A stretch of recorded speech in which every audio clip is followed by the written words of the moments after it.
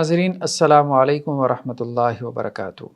خلاصہ قرآن مجید کے سلسلے میں آج ہمارا 8واں پارہ ہے۔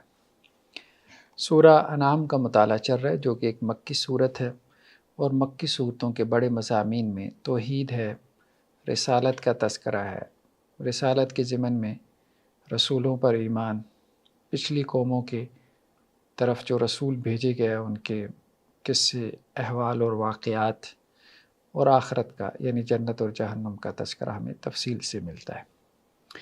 8ویں پارے کا آغاز وہی ایک بات جو کہ مکی صورتوں میں کثرت سے ہمیں ملتی ہے کہ جو قومیں تھیں وہ اپنے نبیوں سے معجزہ مانگتی تھیں، جیسا کہ آج بھی ہم دیکھتے ہیں کہ جو ملحدین ہیں یا ایتھیسٹ ہیں وہ اہل ایمان سے کہتے ہیں کہ خدا ہمیں یہ کیوں نہیں دکھا دیتا، یا خدا نے یہ کیوں نہیں کر دیا، یا خدا یہ کیوں کر رہا ہے۔ تو کہا جا رہا ہے وَلَوْ أَنَّنَا نَزَّلْنَا إِلَيْهِمُ الْمَلَائِكَةَ وَكَلَّمَهُمُ الْمَوْتَى کہ اگر ہم ان کی طرف فرشتے نازل کر دیتے یا مردے جو ہے وہ قبروں سے اٹھ کے ان سے گفتگو کرتے۔ وَحَشَرْنَا عَلَيْهِمْ كُلَّ شَيْءٍ قُبُلًا سب کچھ ہم ان کو دکھا دیتے، جو یہ مانگ رہے ہیں، جو یہ چاہ رہے ہیں، وہ سب ہم کر دیتے۔ مَا كَانُوا لِيُؤْمِنُوا پھر بھی یہ ایمان لانے والے نہیں تھے۔ اندر مسئلہ ہے، اندر دلیل کا مسئلہ نہیں ہے۔ دلیل تو اتنی ہے کہ جو ایمان لانا چاہتا ہے وہ ایمان بآسانی لا سکتا ہے، اور اربوں ایمان لے بھی آئے ہیں اس دلیل کی وجہ سے۔ ان کے اندر مسئلہ ہے، اندر کرپشن ہے۔ ان کو جو مرضی دکھا دو یہ ایمان نہیں لائیں گے۔ تو یہی معاملہ آج کل کے ملحدین اور ایتھیسٹوں کا بھی ہے کہ جو یہ چاہتے ہیں ان کی خواہشات کے مطابق سب کچھ ہو جائے، پھر بھی یہ نہیں ماننے والے۔ ولیکن اکثرهم یجہلون ان میں سے اکثر جو ہے وہ جہالت پہ اترے ہوئی ہے۔ یعنی جہالت بیسیکلی ایک ایٹیچیوڈ ہے، ایک ایٹیچیوڈ ہے۔ یہ ایٹیچیوڈ پڑھے لکھے لوگوں میں بھی آپ کو مل جاتا ہے، جو بظاہر پڑھے لکھے، اس لیے ہم کہتے ہیں پڑھے لکھے جاہل۔ نیکسٹ آیات کے اندر اللہ سبحانہ و تعالیٰ یہ کہہ رہے ہیں کہ جمہوریت یعنی میجورٹی کوئی دلیل نہیں ہے۔ پچھلی قوموں میں بھی ہم دیکھتے ہیں کہ میجورٹی جو اکثریت ہوتی تھی وہ رسولوں کی نافرمان ہوتی تھی، اور ابھی بھی آپ دیکھ لیں 8 ارب اگر انسانوں کی تعداد ہے تو اس میں سے 6 ارب تو ویسی نان مسلم ہیں، جو 2 ارب مسلمان ہیں ان میں بھی کئی ایسے آپ کو ملیں گے کہ جو ڈیویٹڈ ہیں، صحیح رستے سے ہٹے ہوئی ہیں۔ تو اس لیے آپ صلی اللہ علیہ وسلم کو کہا گیا کہ اگر آپ اکثریت کی پیروی کرنے لگ جائیں گے، یعنی اکثریت کو ایک دلیل اگر آپ سمجھ لیں اور ان کو فالو کرنا شروع کر دیں، میجورٹی کو، یضلوک عن سبیل اللہ، تو وہ آپ کو اللہ کے راستے سے بھٹکا دیں گے، کیونکہ میجورٹی جو ہے ان یتبعون الا الظن، وہ ظن اور تخمین کے پیچھے چل رہی ہوتی ہے، اور وہ اندازے لگا لگا کے اس کے پیچھے چل رہی ہوتی ہے، قیافے لگا رہے ہوتے ہیں وہ۔ ابھی بھی آپ دیکھ لیں سائنس فکشن کے نام پہ، فلسفی آف سائنس کے نام پہ، سوڈو سائنس کے نام پہ جو الہاد پیدا ہوا ہے، اب وہ جو الہاد ہے وہ سب اٹکل پچو کے اوپر چل رہا ہے، اندازے، ظن و تخمین ہے کہ ایلینز ہیں، پیرلل یونیورس ہے، ملٹی ورس ہے، پیرلل ارتھ ہے، فلاں ہے، یہ ہے، وہ ہے، سب سائنس فکشن ہے جس کے اوپر وہ چل رہا ہے۔ اس لیے کہا گیا کہ میجورٹی کوئی دلیل نہیں ہے، ریئلٹی تک پہنچنے کی کوشش کرو، ٹروتھ، حق سچ کو تلاش کرو، فائنل ٹروتھ کیا ہے، الٹیمیٹ ٹروتھ کیا ہے۔ ہو سکتا ہے کہ کچھ لوگ اس تک پہنچے، جیسے آج ہم دیکھتے ہیں کہ لوگ ڈیموکریسی یعنی جمہوریت، میجورٹی ہمیشہ حق پہ نہیں ہوتی، لیکن یہ بھی نہیں کہنا چاہیے کہ میجورٹی جو ہے وہ ہمیشہ غلطی ہوتی ہے، یہ بھی بات ٹھیک نہیں۔ لیکن اہل ایمان جو ہے ان کی اکثریت بہرحال اس میں کچھ نہ کچھ وزن ہوتا ہے۔ کمپیریٹو فقہ کی کتابوں میں ہم ایک اصطلاح پڑھتے ہیں کہ جمہور فقہا کی رائے ہے۔ یہ جمہور کیا ہے؟ میجورٹی آف دی فقہا، ان کی رائے ہے۔ اب یہاں پہ اگرچہ جمہور کی رائے کوئی بائنڈنگ دلیل نہیں ہے، یعنی حجت نہیں ہے، لیکن اس کے باوجود بہرحال ایک دلیل اس معنی میں تو ہے کہ اکثریت کی اگر یہ رائے ہے تو اس میں کچھ نہ کچھ بات ضرور ہوگی، کچھ نہ کچھ وزن ضرور ہوگا۔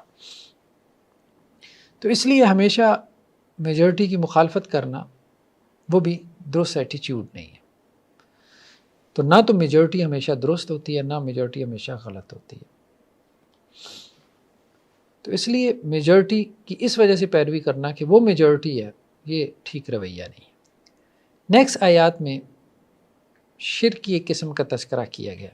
جب ہم قرآن میں سے شرک کا مطالعہ کرتے ہیں کہ قرآن نے شرک کو کس طرح سے کیٹیگرائز کیا، کس طرح سے بیان کیا، تو وہ بالکل ڈیفرنٹ ہے.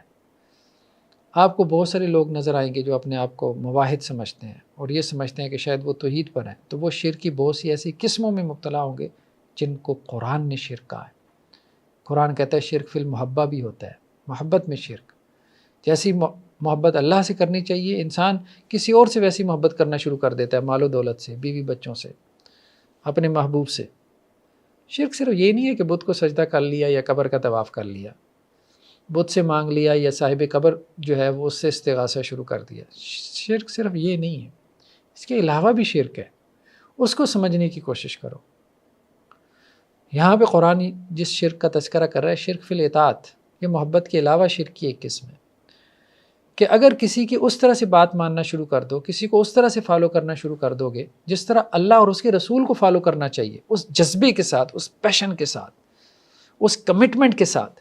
کوئی تمہارا پولیٹیکل لیڈر ہے، یعنی اللہ کے رسول کو ویسے نہیں فالو کر رہے اور اس کے لیے ویسے فالو کر رہے ہو، اللہ کے رسول کے لیے کچھ نہیں کر رہے اور وہاں پہ اس کے لیے ڈنڈے سوٹے اور اپنا سر پھٹول بھی ہو رہی ہے، ٹھیک ہے، اس کے لیے جا کے ٹینٹ لگا کے بیٹھے ہو، راتیں گزار رہے ہو، بیوی بچوں کو بلا دی ہے، ٹھیک ہے، اس کی تصویر کو جو ہے وہ چومی چاٹی جا رہے ہو، ٹھیک ہے، اس کو تم نے ایک بت بنا کے اس کی پوجا شروع کر دی، اس کو اپنی ریڈ لائن بنا دی. اللہ کے رسول کے بارے میں جو مرضی ہوتا رہے، تمہاری غیرت جو ہے وہ کوئی نہیں جاگتی. تو یہ سب کیا ہے؟ یہ شرک فی الاطاعت ہے. کسی مسلمان کے لیے یہ الاؤڈ نہیں ہے کہ جہاں اللہ اور اس کے رسول کو ہونا چاہیے تھا، ٹھیک ہے، وہاں وہ کسی اور کو رکھے، بھلے اپنی پولیٹیکل پارٹی کا لیڈر ہو، بھلے اپنی بیوی بچے ہوں، بھلے اپنا محبوب ہو، بھلے اپنے مسلک کا کوئی نمائندہ ہو، بھلے اس کا اپنا کوئی پیر، فقیر، گدی نشین، بزرگ، ٹھیک ہے، کچھ بھی ہو، مرشد، یہ نہیں. تو اس آیت میں پہلے تو یہ کہا گیا کہ جن چیزوں پہ اللہ کا نام نہیں لیا گیا، یعنی ان کو ذبح کرتے ہوئے، تو ان کو مت کھاؤ کیونکہ یہ نافرمانی کا کام ہے. ہاں، اگر کسی نے تکبیر کو پڑھنا بھول گیا ہے کسی جانور کو ذبح کرتے ہوئے تو بعد میں بسم اللہ پڑھ کے کھا سکتا ہے، لیکن جان بوجھ کے جانور ذبح کرتے ہوئے اللہ کا نام ہی نہیں لیا، یہ جانور نہیں کھا سکتے. اور ساتھ میں کیا کہا گیا کہ شیاطین جو ہے نا وہ اپنے دوستوں کی طرف وحی کرتے رہتے ہیں، وسوسہ ڈالتے رہتے ہیں. انسانوں میں سے جو شیطانوں کے دوست ہوتے ہیں نا وہ ان کے وسوسے ڈالتے رہتے ہیں. اللہ تعالیٰ نیک بندوں کے دل میں بات ڈالتے ہیں اور شیاطین اپنے جیسے شریر لوگوں کے دلوں میں بات ڈالتے ہیں. تو شیاطین جو ہے وہ اپنے چیلے جو بھی ہیں ان کے دلوں میں بات ڈالتے رہتے ہیں، ان کو وسوسہ، ان کو پٹیاں پڑھاتے رہتے ہیں، لیجادلوکم، تاکہ وہ تم سے جھگڑا کریں. اب یہ جھگڑا کرتے تھے مشرکین مسلمانوں سے کہ دیکھو جس کو تم خود مارتے ہو یعنی ذبح کرتے ہو وہ تو حلال ہے، اور جس کو اللہ مارے یعنی خود مار جائے جو جانور، وہ کہتے وہ حرام ہے. اس طرح سے مجادلہ کرتے تھے. تو یہ کہا گیا کہ یہ شیاطین ان کو وسوسہ ڈالتے ہیں کہ اس طرح سے مسلمانوں سے مجادلہ کرو. تو بعض اوقات کسی کافر کی بھی عقل بڑی تیز ہوتی ہے اسلام پہ اعتراض کرنے کے حوالے سے، تو وہ عقل اس کی اپنی نہیں ہے، وہ شیطان کی جو ہے وہ ادھار عقل ہے جو اس کو ملی ہوئی ہے، لیکن خود اس کو بھی سمجھ نہیں ہے. تو کہا جا رہا ہے وَإِنْ أَطَعْتُمُوهُمْ، اے مسلمانوں اگر تم ان کی ایسی باتوں میں آ گئے اور تم بھی مشرکین کے پیچھے چل پڑے اور تم نے بھی ان کی باتیں مان لی، ان کی اطاعت کی، اِنَّكُمْ لَمُشْرِكُونَ، تم بھی مشرک ہو جاؤ گے. یہ شرک فی الاطاعت ہے، اطاعت کی بات آ رہی ہے، یہاں عقیدے کی بات نہیں ہے، اطاعت کی بات ہے. اللہ اور اس کے رسول کو چھوڑ کے تم اگر شیاطین اور ان کے چیلوں کے پیچھے چل پڑو گے کہ جنہیں اللہ اور اس کے رسول کے مقابلے میں معاشرے میں بت بنا لیا گیا، پوجا جا رہا ہے، اگر تم ان کی فالوئنگ شروع کر دو گے تو پھر تم بھی انہی جیسے مشرک ہو جاؤ گے، تم بھی شرک میں مبتلا ہو جاؤ گے. تو شرک فی الاطاعت سے بھی بچنا ہے. شرک فی الاطاعت سے مراد آسان الفاظ میں کہ جیسی اطاعت اللہ اور اس کے رسول کی ہونی چاہیے ویسی اطاعت کسی اور کی شروع کر دیں. بات تو کسی کی بھی مانی جا سکتی ہے لیکن اس طرح نہیں جس طرح سے اللہ اور اس کے رسول کی مانی جاتی ہے. اللہ اور اس کے رسول کی کیسے مانی جاتی ہے؟ انکنڈیشنل. باقی سب کی اطاعت کنڈیشنل ہے، اللہ اور اس کے رسول کی انکنڈیشنل ہے. اور دوسری بات یہ کہ اللہ اور اس کے رسول کی اطاعت ساری اطاعتوں کے اوپر ہے. جب اللہ اور اس کے رسول کی اطاعت کنٹراڈکٹ کرے کسی اور کی اطاعت سے تو اللہ اور اس کے رسول کو فالو کرے، اس کو پرے پھینک دے. یہ ہے. نیکسٹ آیات میں یہ بات کہی جا رہی ہے کہ قیامت والے دن جب اللہ تعالیٰ جن و انس کو اکٹھا کریں گے، جنات کو اور انسانوں کو، تو اب جنات نے کیا کیا؟ بہت سارے انسانوں کو اپنے پیچھے لگایا شیاطین نے. تو اب جب وہ جنات جو ہے وہ قیامت والے دن کھڑے ہوں گے تو وہ کہیں گے کہ ہمارا تو بڑا کمال ہے، انسانوں کو ہم نے ابن آدم کو اپنے پیچھے لگا لیا. اب جو انسان جنوں کے پیچھے لگے تھے تو ان کو بڑی شرم اور غیرت آئے گی کہ ہم ان کے پیچھے چلے، تو وہ کہیں گے کہ نہیں یہ بات نہیں، ہم تمہارے پیچھے لگے، ہم نے تمہیں اپنے پیچھے لگایا. یعنی یہ برابر برابر معاملہ ہے، کچھ ہم نے تمہاری مانی، تم نے ہماری مانی. وہ تعویذ گنڈے میں جیسے ہوتا ہے، وہ جادوگر کیا کرتا ہے؟ کفریہ کلمات کہتا ہے، کفریہ عمل کرتا ہے، تو وہ شیطان جو ہے اس کے بدلے میں اس کے کوئی کام کر دیتا ہے، یہ اس کے کام آیا، وہ اس کے کام آیا، ایک دوسرے کی بات مان کے چلتے رہے. تو اس پہ اللہ سبحانہ و تعالیٰ کیا کہیں گے کہ دیکھو بات تو یہی ہے، جیسے تم کہہ رہے ہو کہ تم میں سے بعض نے بعض سے فائدہ اٹھایا اور دنیا میں ایک دوسرے کو اپنے پیچھے لگاتے رہے. تو اب کیا ہے؟ النار مسواکم. اب نتیجہ یہ ہے کہ تم سب نے جہنم میں جانا ہے. بس اس کو چھوڑو کہ کس نے کس کو پیچھے لگایا، کون لیڈر تھا. شیاطین جو ہے وہ انہوں نے انسانوں کو پیچھے لگایا یا انسانوں نے جو ہے وہ شیاطین سے خدمتیں لی، اس کو چھوڑو. ٹھکانہ تم سب کا جہنم ہے جس میں ہمیشہ ہمیشہ رہنے، الا ماشاء اللہ، سوائے اس کی کہ جو اللہ سبحانہ و تعالیٰ چاہے. نیکسٹ آیات میں ایک عادت بد کا، بری عادت کا تذکرہ ہے جو ہمیں مشرکین مکہ میں ملتی ہے کہ انہوں نے حلال و حرام کی اپنی فہرستیں بیان کر رکھی تھی، بنا رکھی تھی. قرآن یہ کہتا ہے اور اس معاملے میں بہت واضح ہے کہ کیا حلال ہے کیا حرام ہے، یہ متعین کرنا اللہ کا کام ہے اور اللہ کے رسول کا، اور اللہ کے رسول صلی اللہ علیہ وسلم بھی اللہ کے بہاف پہ کریں گے. انسانوں کے پاس یہ اختیار نہیں ہے کہ وہ حلال و حرام کا تعین کرے، یہ ٹھیک ہے یہ ٹھیک نہیں ہے، یہ جائز ہے یہ جائز نہیں ہے، یہ خیر ہے یہ شر ہے، یہ اچھائی ہے یہ برائی ہے، یہ گڈ ہے یہ ایول ہے. نہیں، اللہ تعالیٰ اس کو طے کریں گے. اب وہ بھی یہی کام کرتے تھے، حلال و حرام جو ہے اس کو انہوں نے طے کر رکھا تھا. تو اس پہ اللہ سبحانہ و تعالیٰ نے تبصرہ کیا کہ مشرکین کیا کہتے ہیں کہ یہ کچھ جانور ہیں اور یہ کچھ کھیتی ہے، ان جانوروں کے کوئی قریب نہیں جائے گا، اس کھیتی کے قریب کوئی نہیں جائے گا. ہاں، جس کے بارے میں ہم طے کریں گے وہ یہ جانور استعمال کر سکتا ہے، جس کے بارے میں ہم طے کریں گے وہ اس کھیتی کو استعمال کر سکتا ہے. تو اللہ تعالیٰ کیا کہہ رہے ہیں؟ بزعمہم، ان کا گمان ہے، بس اپنے اٹکل پچو سے قوانین بنائے ہوئے ہیں.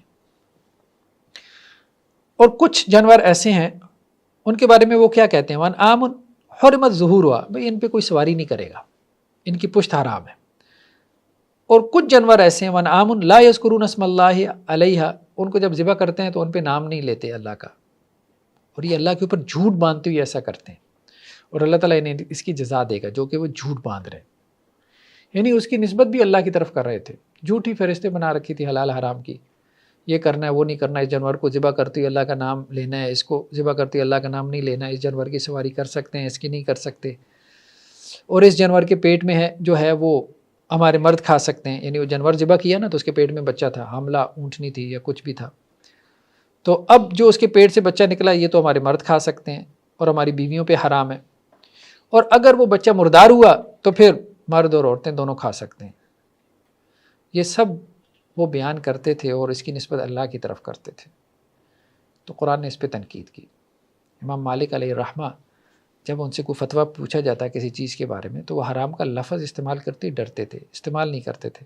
جس کو وہ حرام سمجھتے تھے اس کو عام طور پہ مکروہ کہہ دیتے تھے. کیوں؟ تاکہ حرام کی نسبت کسی ایسی چیز کی طرف نہ ہو جائے کہ جس کو اللہ نے حرام نہ کیا ہو. یہ ڈر ہونا چاہیے کسی عالم کے اندر کہ میں کسی چیز کو حرام قرار دے رہا ہوں، ہو سکتا ہے کہ وہ اللہ کے نزدیک حرام نہ ہو. اس لیے ان الفاظ کو استعمال کرنے میں محتاط ہونا چاہیے. یہ حلال ہے یہ حرام ہے، ہمارے یہاں علماء حضرات بڑی آسانی سے کہہ دیتے ہیں حلال ہے یہ حرام ہے یا حلال ہے یہ حرام ہے. نہیں، یہ نہیں کرنا چاہیے. اس معاملے میں اللہ سے ڈرنا چاہیے. اب اکثر و بیشتر ہوتا ہی ہے، مجھ سے لوگ سوال پوچھتے ہیں، صحیح بات ہے، میں تو نہیں کہتا کہ یہ حلال ہے یہ حرام ہے. ہاں، ایک رائے تو ہوتی ہے انسان کی ریسرچ کے نتیجے میں. ایک یہ ہے کہ قرآن نے کہہ دیا، سنت میں آ گیا یہ حلال ہے یہ حرام ہے، ٹھیک ہے، اس کو تو آپ بیان کریں. بہت ساری چیزیں ایسی ہیں جن کے بارے میں حلال حرام کا لفظ ہمیں نہیں ملتا، وہاں آپ قیاس کر رہے ہیں، اجتہاد کر رہے ہیں، آپ اپنی ایک جو ہے وہ اوپینین جنریٹ کر رہے ہیں، وہاں محتاط ہونا چاہیے. وہاں محتاط ہونا چاہیے، وہاں اتنی جلدی یہ الفاظ استعمال نہیں کرنے چاہیے. آپ یہ کہہ دیں کہ یہ جائز ہے، یہ ناجائز ہے، یہ درست معلوم ہو رہا ہے، یہ ٹھیک نہیں لگ رہا. الفاظ کو ڈائلیوٹ کریں، مزید ڈائلیوٹ کریں، جیسا مسئلہ اس کے اعتبار سے اس کو ڈائلیوٹ کریں. جائز ہے ناجائز ہے یہ بھی تھوڑا سا سخت لفظ ہے، یہ ٹھیک ہے یہ ٹھیک نہیں معلوم ہو رہا ہے، یہ اس سے تھوڑا اور ڈائلیوٹ لفظ ہے، ہلکا لفظ ہے. اس طرح سے اپنی رائے کو بیان کریں، یہ ضروری ہے. ورنہ تو کسی ایسی چیز کی نسبت نہ کر دیں اللہ کی طرف، اللہ کے رسول کی طرف، اس کے دین کی طرف، کہ جو درست نہ ہو. نیکسٹ آیات میں جو ہے وہ کھیتی میں عشر کا حکم دیا گیا. جس طرح زکوٰۃ ہے اسی طرح کھیتی کی بھی زکوٰۃ ہے. کھیتی کی زکوٰۃ کیا ہے؟ 10%. اگر تو بارش کا پانی کھیتی کو سیراب کر رہا ہے، اناج ہے، غلہ ہے، گندم ہے، چاول ہے، اسی طرح سے باغات ہیں، ٹھیک ہے، آم کے باغات ہیں، کنوں کے باغات ہیں، تو ان میں سے زکوٰۃ نکالنی ہے 10%. اگر تو رین واٹر جو ہے وہ بارش کا پانی اس کو سیراب کر رہا ہے کھیتی کو، فصلوں کو. اور اگر ٹیوب ویل کا پانی ہے، نہری پانی ہے جس کا آپ ٹیکس پے کرتے ہیں، یا جہاں کوئی آپ کا فیول کا خرچہ آ جاتا ہے، تو وہاں پھر آپ کا نصف عشر یعنی 5% ہو جاتا ہے. جو آپ کو کھیتی حاصل ہوئی اس کا 5% نکال دیں. وَآتُوا حَقَّهُ يَوْمَ حَصَادِهِ. اور کس دن نکالنا ہے؟ جس دن آپ نے کھیتی کاٹنی ہے. تو سال میں 2 دفعہ فصل ہوئی ہے تو 2 دفعہ نکالنا ہے. ویسے تو زکوٰۃ سال میں 1 دفعہ ہوتی ہے، یعنی جو کرنسی کی، روپے پیسے کی، سونا چاندی کی جو زکوٰۃ ہے وہ سال میں 1 مرتبہ ہے. لیکن کھیتی کی زکوٰۃ جو ہے وہ جتنی مرتبہ کھیتی ہوئی ہے، 2 مرتبہ ہوئی، 4 مرتبہ ہوئی تو 2 مرتبہ 4 مرتبہ زکوٰۃ دینی پڑے گی، اور وہ بھی 10% ہے یا 5% ہے. تو غریبوں میں دو. تو اگر ہمارے ہاں، چونکہ ہم ایک زرعی ملک ہیں، ہمارے ہاں چاول بہت زیادہ کاشت ہوتا ہے، گندم بڑی تعداد میں کاشت ہوتی ہے، یہ غذائی اجناس ہیں. اسی طرح شوگر کین، گنا بہت بڑی تعداد میں کاشت ہوتا ہے، روئی کاٹن بہت بڑی تعداد میں کاشت ہوتی ہے. تو ہم ٹاپ 10 کنٹریز میں آتے ہیں بہت ساری فصلوں میں. اگر ہم صرف اس کی زکوٰۃ دینا شروع کر دیں تو صحیح بات یہ ہے کہ لاکھوں فیملیز ان کا راشن پورا ہو سکتا ہے. صرف زکوٰۃ نکالنا شروع کر دیں، عشر یا نصف عشر جسے ہم کہہ رہے ہیں. باہر لوگ ہمارے ہاں دیتے ہی نہیں ہیں، اویئرنیس بھی نہیں ہے، لوگ زکوٰۃ دیتے بھی نہیں ہیں. دینی چاہیے، اور اس پہ علماء کو جو ہے وہ دروس دینے چاہیے، خطبات جمعہ لگانے چاہیے. دیہاتوں میں پھر کچھ رواج ہے لیکن شہروں میں تو بالکل نہیں ہے، مطلب توجہ ہی نہیں ہے اس معاملے کی طرف. اور اس میں بھی وہ لوگ دیں جن کی زمینیں جو ہے وہ مربوں میں، وہ اگر دیں گے تو پھر سوسائٹی میں صحیح معنوں میں خوشحالی آئے گی. نیکسٹ آیات میں مشرکین مکہ کی ایک عادت بد کا تذکرہ ہے، ایک کٹ حجتی کہہ لیں. تقدیر سے وہ دلیل پکڑتے تھے. تو اللہ سبحانہ و تعالیٰ کہہ رہے ہیں کہ مشرکین یہ کہتے ہیں کہ اگر اللہ تعالیٰ چاہتا، لو شاء اللہ ما اشرکنا، تو ہم شرک نہ کرتے. اللہ تعالیٰ چاہتا تو ہم شرک نہ کرتے. اللہ تعالیٰ ہر چیز پہ قادر ہے، قادر ہے. اللہ تعالیٰ چاہتا تو ہم شرک کر سکتے تھے؟ نہیں کر سکتے تھے. اللہ کی مرضی کے بغیر تو نہیں کر سکتے نا، یہ بات تو ٹھیک ہے. تو کہتے ہیں کہ ہم اگر اللہ کی مرضی کے بغیر شرک نہیں کر سکتے تو گویا ہم نے شرک کیا تو اللہ نے ہمیں نہیں روکا. جب نہیں روکا تو اس کا مطلب یہ کہ اللہ راضی ہے. تو اس طرح سے دلیل بنا لیتے تھے. جو بندہ کٹ حجتی پہ آ جائے تو پھر دیکھیں وہ کچھ بھی کہہ سکتا ہے، کچھ بھی کہہ سکتا ہے. تو لو شاء اللہ ما اشرکنا، اگر اللہ تعالیٰ چاہتا تو ہم شرک نہ کرتے، ولا آباؤنا، اور نہ ہمارے باپ دادا. اور یہی آپ دیکھ لیں آج کل کے ایتھیسٹ مولد اس قسم کی دلیلیں آپ کو دے رہے ہوتے ہیں. دنیا میں اتنا ظلم ہو رہا ہے، اگر خدا ہوتا تو اس ظلم کو روک نہ لیتا. ٹھیک ہے، اگر خدا عادل ہوتا تو کیوں نہ اس ظلم کو روکتا. اس قسم کی جو ہے وہ کٹ حجتی آپ کو ان کے یہاں بھی نظر آ جائے گی. تو یہ سب کیا ہے؟ تھوڑا سا آپ غور کریں تو وہ دلیل جو ہے نا اس کے تاروں کو بکھر جاتے ہیں، اس کا پھسپھسا پن آپ کے سامنے جو ہے وہ ظاہر ہو جاتا ہے. تو یہ اس طرح سے گویا کہ وہ تقدیر سے حجت پکڑ رہے تھے کہ جو کچھ ہو رہا ہے اللہ کی مرضی سے ہو رہا ہے. جب اللہ کی مرضی سے سب کچھ ہو رہا ہے تو جو کچھ ہم کر رہے ہیں بس وہ ٹھیک کر رہے ہیں، اللہ اس پہ راضی ہے. تو کہا گیا کہ کذالک کذب الذین من قبلہم حتی ذاقوا باسنا، پچھلی قوموں نے بھی اسی طرح کی کٹ حجتی کی، یہاں تک کہ پھر ہمارا عذاب اس کا مزہ انہوں نے چکھ لیا. لیکن آپ انہیں یہ بات کہیں کہ کیا تمہارے پاس حل عندکم من علم، کوئی دلیل ہے اس بات کی جو بات تم کر رہے ہو؟ یہ تو کٹ حجتی ہے، کوئی دلیل ہے اس بات کی؟ تو وہ فتخرجوا لنا، وہ دلیل لے کے آؤ. ان تتبعون الا ظنا، تخمین سے کام لے رہے ہو. وان انتم الا تخرصون، اٹکل پچو کے تیر چلا رہے ہو، تیر تکے جو ہے وہ ماری جا رہے ہو. یہ نہ کرو، جیسے ہم دیکھتے ہیں ہمارے یہاں بھی آج کل بہت سے لوگ جو ہے وہ تقدیر کو اپنے گناہ یا اپنی معصیت کے ضمن میں حجت بنانے کی کوشش کرتے ہیں۔ ایک صاحب کسی عالم دین سے ملے تو کہنے لگے کہ جی میں نے ظہر کی نماز نہیں پڑھی۔ ٹھیک ہے، نہیں پڑھی، اچھا مجھے یہ بتائیں لوح محفوظ میں لکھا ہوا تھا کہ میں نے ظہر کی نماز نہیں پڑھنی؟ تو عالم دین نے کہا ہاں بھائی لکھا ہوا تھا۔ کہنے لگے ٹھیک ہے، پھر اگر لوح محفوظ میں لکھا ہوا تھا تو میں نے نہیں پڑھی، تو اس کا مطلب یہی ہے کہ میں نے وہی کام کیا جو کہ لکھا ہوا تھا۔ اگر میں پڑھ لیتا تو لوح محفوظ کی مخالفت ہو جاتی، تو بہتر ہے کہ میں نے نہیں پڑھی۔ اب اس طرح سے لوگ دلیل دیتے ہیں۔ گناہ کریں گے، ہاں بھائی لوح محفوظ میں لکھا ہوا تھا گناہ کرنا، جی لکھا ہوا تھا تو ٹھیک ہے، پھر میں نے اسی کے مطابق کیا۔ ایک صاحب اپنے گھر سے نکلے، رستے میں سیبوں کا باغ تھا تو وہ اس باغ میں گھس گئے، ٹھیک ہے، دیوار پھلانگ کے سیبوں کے باغ میں گھس گئے، سیب توڑ کے کھانے لگے، یعنی چوری کر کے سیب کھانے لگے۔ تو باغ کے مالی نے پکڑ لیا، وہ مالک کے پاس لے گیا۔ مالک نے کہا کہ بھائی آپ چوری کر رہے ہو؟ اس نے کہا بھائی کیا بات ہے، آپ کا تقدیر پہ ایمان نہیں ہے؟ تو مالک نے کہا بھائی ہمارا تو تقدیر پہ ایمان ہے۔ تو چور نے کہا پھر تقدیر میں یہ لکھا ہے کہ میں نے صبح صبح آپ کے باغ میں داخل ہونا ہے اور فلاں سیب کے درخت کے جو ہے وہ میں نے فلاں فلاں سیب کھانا ہے، کیا یہ تقدیر میں لکھا ہوا تھا؟ آپ کا ایمان ہے؟ تو مالک نے کہا ہاں بالکل لکھا ہوا تھا۔ تو اس نے کہا کہ میں نے تو وہی کام کیا جو تقدیر میں لکھا ہوا تھا۔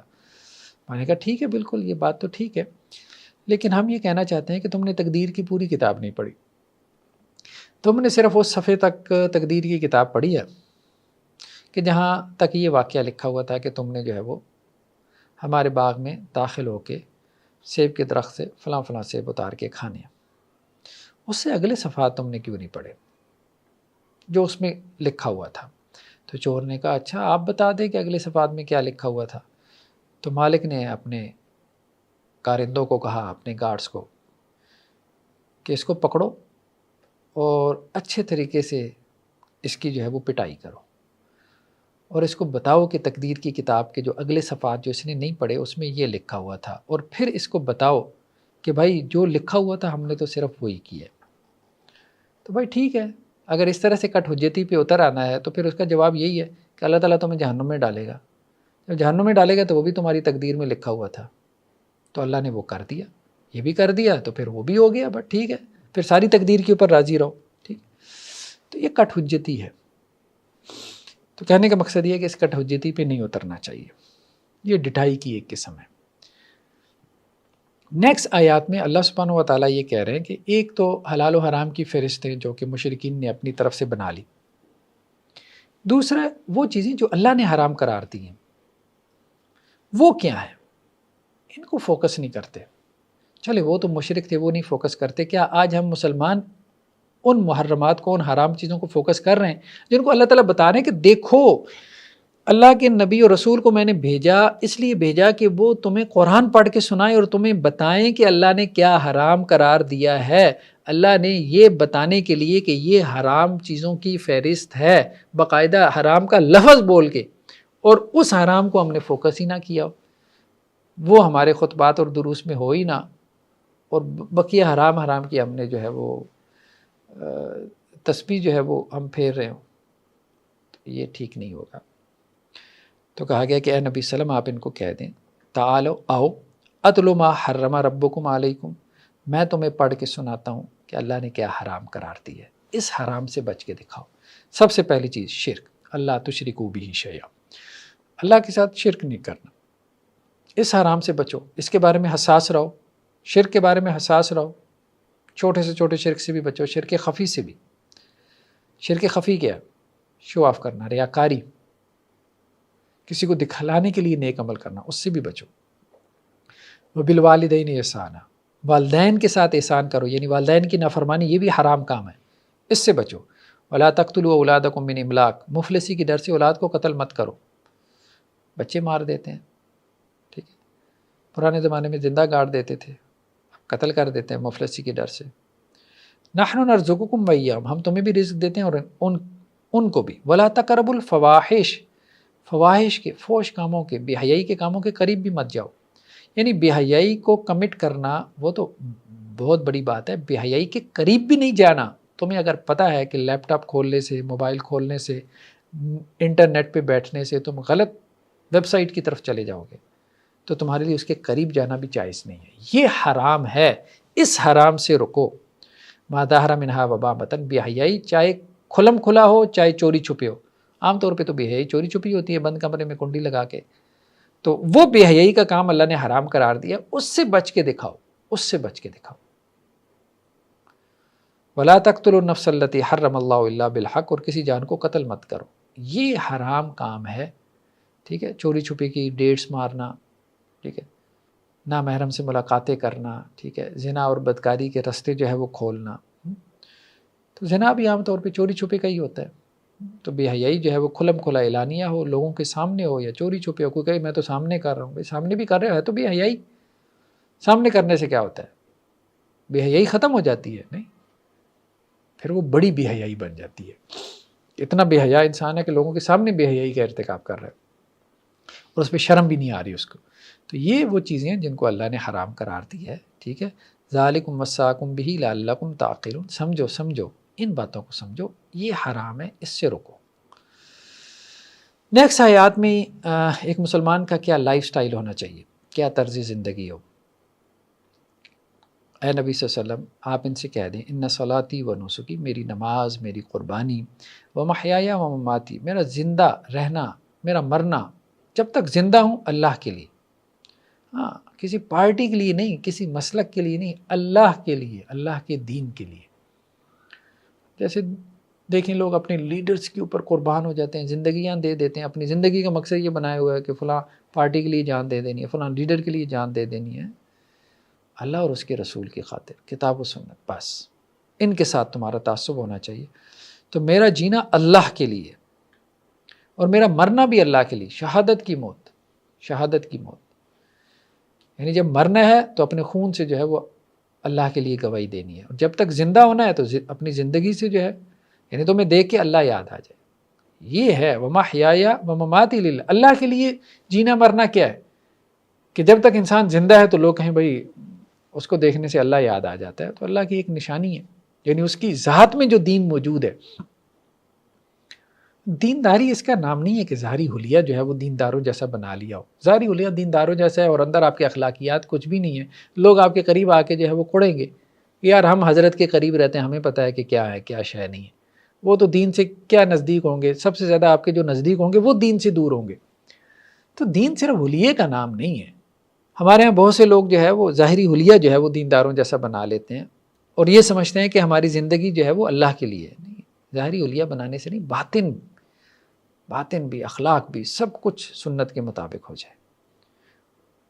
لا شریک لہ وبذالک امرت وانا اول المسلمین. اللہ کا کوئی شریک نہیں اور میں سب سے پہلے اللہ کا فرما بردار.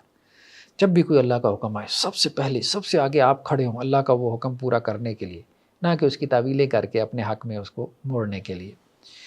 تو مسلمان کی زندگی کا یہ طرز عمل ہو، جینا مرنا، قربانی، اخلاص، سنسیئرٹی، ہر کام اللہ کے لیے، پوری زندگی اللہ کے لیے جیسے وقف کرتی ہے، اللہ کے لیے وقف کی ہے، لوگوں کے لیے نہیں.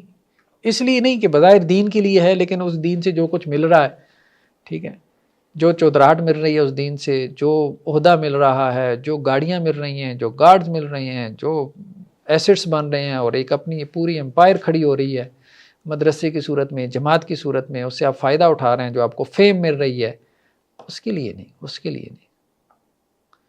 وہ اللہ کے لیے تھوڑی ہے، وہ تو دین سے آپ نے دنیا حاصل کر لی ہے.